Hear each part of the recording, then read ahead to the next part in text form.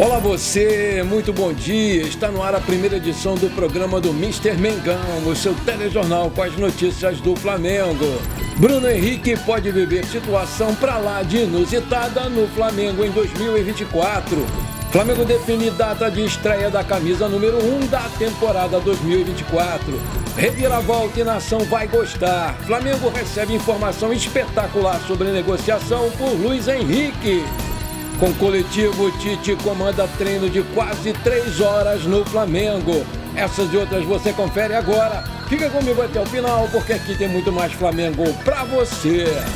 O Flamengo encerrou a sua primeira semana de treinos da pré-temporada nesse domingo, com uma atividade de quase 3 horas. O Tite comandou os trabalhos intensos durante a manhã do Ninho do Urubu, com direito a coletivo para o elenco. Os jogadores chegaram ao CT do Flamengo por volta das 8 horas da manhã, horário de Brasília. Após conversa diária entre o elenco e a comissão técnica, eles ficaram pouco tempo na academia e depois foram para o campo. No entanto, já no gramado, o Tite dirigiu trabalhos técnicos, táticos, físicos e também encerrou a manhã com um treino coletivo muito animado para descontrair o dia. O De La Cruz participou normalmente dos treinos, mas vai ser desfalque na estreia do Cariocão, nessa quarta-feira contra o Audax, porque não foi inscrito a tempo para essa partida, o que é uma pena. Fisicamente, o novo camisa 18 está bem. Aspas, já estou pronto, já treinei com o grupo e se o treinador quiser me dar alguns minutos, eu estou disponível, disse lá o Meia na coletiva de apresentação na sexta-feira. O domingo, dia 14, foi o último dia de treino do Flamengo na primeira semana de pré-temporada. Dessa forma, o elenco teve 4 dias com atividades em 2 períodos. O Tite, inclusive, intensificou os trabalhos aos poucos. Na segunda-feira foi à tarde, na terça, manhã e tarde, na quarta, manhã e tarde, na quinta, manhã e tarde, na sexta-feira, só à tarde, no sábado, manhã e tarde e ontem, domingo, pela manhã. Dessa maneira, o Tite começa a esboçar o time que vai a campo nessa segunda-feira para a estreia aí do Flamengo no Cariocão. Nessa quarta-feira, o elenco já faz aí o seu primeiro jogo da temporada contra o Audax Rio, às 21h30, horário de Brasília, em Manaus. E esse jogo é válido pela primeira rodada do campeonato estadual e vai ter a transmissão exclusiva da TV Bandeirantes em canal aberto. Em 2024, Bruno Henrique pode viver uma situação totalmente diferente do que ele está acostumado. O próprio atacante acabou revelando os bastidores de uma conversa que teve com o Tite. O teor do papo foi a respeito do seu posicionamento. Apesar de, no geral, ele ser utilizado como um ponta esquerda, ele vai poder atuar como centroavante junto com o Gabigol ou com o Pedro.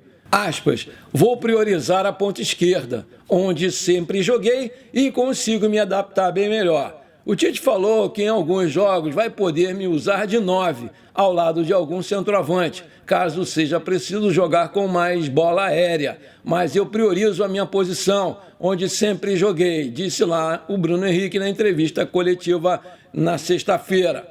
Mesmo sendo considerado um ídolo, o Bruno Henrique acabou sendo criticado por muitos torcedores em uma parte do Campeonato Brasileiro no ano passado.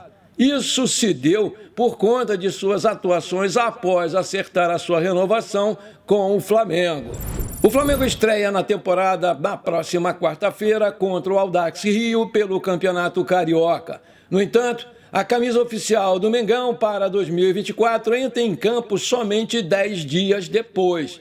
O manto sagrado vermelho e preto vai estar em campo na partida amistosa contra o Orlando City nos Estados Unidos no dia 27 de janeiro.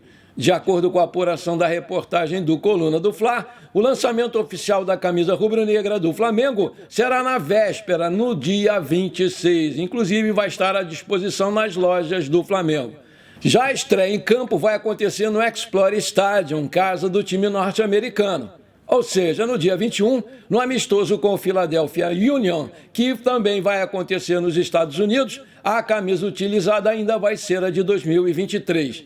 De acordo com o site Foot Headlines, em publicação realizada em dezembro do ano passado, a nova camisa 1 do Flamengo terá faixas diagonais com vermelho e preto predominantes. Porém, nos ombros será estampado 3 listras brancas, além do CRF e da Adidas, fornecedor oficial dos uniformes do clube. Portanto, o Flamengo tem mais 3 jogos com a camisa anterior. Primeiro será na próxima quarta-feira, a gente já falou, no jogo contra o Audax Rio pela primeira rodada do Campeonato Carioca. Depois, no dia 21, o Flamengo entra em campo 2 vezes contra o Philadelphia Union, nos Estados Unidos, e contra o Nova Iguaçu, em João Pessoa, na Paraíba, no estadual, onde vão jogar os meninos. A delegação principal do Flamengo viaja para os Estados Unidos na próxima quinta-feira, dia 18, poucas horas após o jogo contra o Audax Rio. Enquanto isso, um time composto por meninos, garotos da base, fará 2 jogos no Campeonato Carioca no Nordeste, contra o Nova Iguaçu e contra a Portuguesa, em Natal, no Rio Grande do Norte, no dia 27 de janeiro.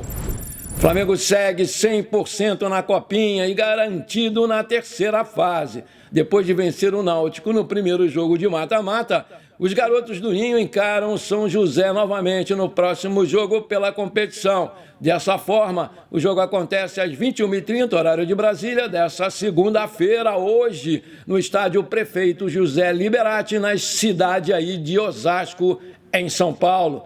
Flamengo e São José já se enfrentaram na fase de grupos da competição. Pela chave 19, o Mengão contou com gols de Peterson e Verton para bater os gaúchos por 2-1. Sendo assim, o Flamengo passou em primeiro com 9 pontos e a equipe do Rio Grande do Sul avançou em segundo com 6. Na segunda fase, o Flamengo venceu o Náutico por 1-0. Por outro lado, o São José passou pelo 15 de Piracicaba de São Paulo nos pênaltis, 6-5, depois de empatar em 1-1 no tempo regulamentar. O elenco do Flamengo na Copinha sofreu um desmanche total logo depois da primeira fase. Isso porque nada mais, nada menos do que 12 jogadores e o técnico Mário Jorge, 5 integrantes da comissão técnica, voltaram para o Rio de Janeiro para iniciar a preparação com foco no Campeonato Carioca. Depois de levarem o Flamengo ao mata-mata, os principais garotos do Ninho retornam ao Rio de Janeiro para 2 jogos do Campeonato Carioca, enquanto o elenco principal encara o Audax no dia 17 de janeiro e segue em pré-temporada nos Estados Unidos. O plantel alternativo vai enfrentar o Nova Iguaçu no dia 21 e a Portuguesa no dia 27. Vale lembrar, pessoal, que o Flamengo é o único time do Rio de Janeiro que ainda disputa o torneio, porque Vasco, Botafogo e Fluminense já foram eliminados com seus times completos. Bora lá, garotada, bora ganhar de novo desse São José, mesmo o Flamengo não dando muita bola para esse torneio, que é uma pena. Manchete: com Landim e sem Mbappé, situação do Flamengo faz confraternização na Gávea. Além da obrigação de se reencontrar com os títulos em 2024, o Flamengo tem outro evento importantíssimo para o final do ano: as eleições presidenciais. Segundo matéria do GE.com, nesse domingo, no Remo da Gávea, a situação do Flamengo, com presença de Rodolfo Landim, que não vai participar desse pleito, reuniu cerca de 500 associados. Entre os apoiadores e até opositores foram 12 grupos políticos presentes: Sinergia, Nosso Fla, Fla Esportes, URN, União Rubro-Negra, Ideologia, FAT, Flamengo Acima de Tudo, mais RN, Raiz, Vanguarda Rubro-Negra, FAM, Flamais e Vitória. Figuras importantes da situação estiveram presentes. O Marcos Braz, que seguiu para a Espanha no fim da noite desse domingo, participou também da confraternização. Diogo Lemos, integrante do conselho da mesma pasta, também esteve presente. Cacau Cota, diretor de Relações Externas e uma das lideranças do grupo político URN, Rodrigo Dunches de Abrantes, vice-presidente jurídico e geral, Gustavo Oliveira, vice-presidente de comunicação, e Antônio Alcides, presidente do Conselho Deliberativo, também estiveram prestigiando o evento. Os ex-presidentes do Flamengo, Patrícia Amorim, Hélio Ferraz e Delair Dombrowski, posaram para fotos ao lado do atual presidente Rodolfo Landim. Convidado para a confraternização e um dos nomes mais fortes para suceder o Rodolfo Landim, ao lado do Rodrigo Dunche de Abrantes, o Luiz Eduardo Batista, o BAP, não compareceu ao evento. Presidente do Conselho de Administração, o BAP alegou que compromissos familiares o impediram de comparecer ao evento. Maravilha, se você está curtindo o nosso programa, então não esquece, manda abraço agora no like para fortalecer o nosso canal. Se você ainda não é inscrito, bora lá, me dá essa moral, vou ficar muito feliz com você. Aperta o botão inscrever-se, aperta o sininho ali, pronto. Simples assim, rapidinho, muito obrigado. Manchete, reviravolta e a nação vai gostar. Flamengo recebe informação espetacular sobre negociação por Luiz Henrique.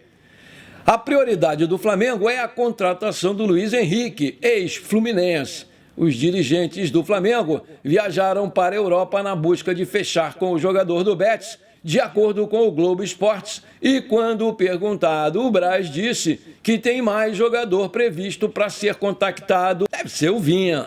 E um fato pode animar o clube da Gávea nas negociações pelo ponta-direita de 23 anos, é a mudança de postura do jogador. O atleta já está disposto a fechar com o Mengão. O jornalista Pablo Rafael informou em sua conta no X, o antigo Twitter, que o Luiz Henrique não queria desgastar a sua imagem no Fluminense, clube que o revelou para o futebol. Mas ele foi convencido pelo seu empresário a mudar de ideia, tendo como exemplo o caso do Pedro, que hoje está muito bem adaptado ao Flamengo. O ponta-direita, que antes dava prioridade ao Fluminense por uma volta ao Brasil, agora vê com bons olhos uma transferência ao Flamengo. Um objetivo do atleta é ser convocado para a seleção brasileira.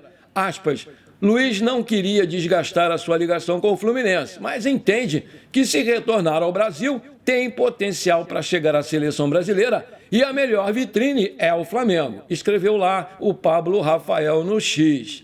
De acordo com o jornalista, a contratação do Luiz Henrique é um pedido especial do Tite. Apesar de ter outros atacantes de lado no campo, o treinador deseja muito contar com o jovem atacante do ex-Fluminense.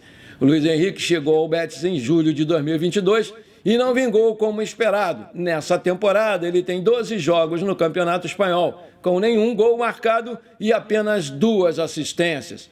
Apesar dos números discretos, o Betis pagou alto para tirar o jogador do Fluminense e pede agora 18 milhões de euros, 95 milhões na cotação atual, para vender o atleta. O Flamengo, por sua vez, não cogita pagar esse valor todo e deseja fechar essa negociação por empréstimo, com opção de compra nos mesmos moldes que foi a contratação do Gabigol, do Pedro e do Thiago Maia.